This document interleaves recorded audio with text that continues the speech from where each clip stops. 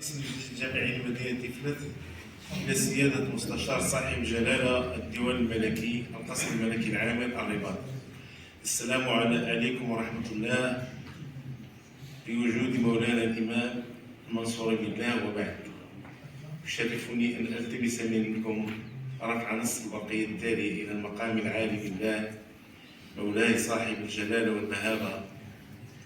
يتشرف خادم الأعتاب الشريفة رئيس المجلس الجماعي لمدينة تفلت بعد تقديم ما يليق بمقامكم العالي بالله من فروض الطاعة والولاء أن يغتنم أصالة عن نفسه ونيابة عن كافة السيدات والسادة أعضاء المجلس الجماعي بمناسبة اختتام أشهار الدورة الاستثنائية المنعقدة بتاريخ 19 دجنبر 2024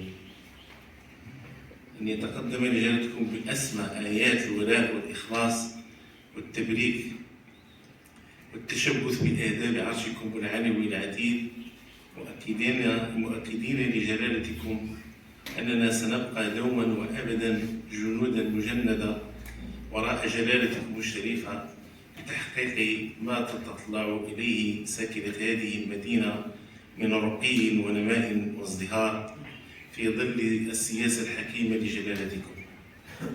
أبقى الله مولانا الإمام دخلا وملاذا للبلاد والعباد، وحفظكم بما حفظ به الذكر الحكيم، وأقر عينكم بسمو ولي عهدكم الأمير الأغار مولاي الحسن، وصنبكم الأمير مولانا رشيد، وسائر أفراد أسرتك العلوية الشريفة، إنه سميع مجيب والإجابة جدير.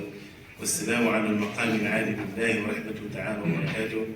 وحرر بتفلت في 18 من جمادى الأولى 1446 هجرية الموافق 19 دجنبر 2024 ميلادية.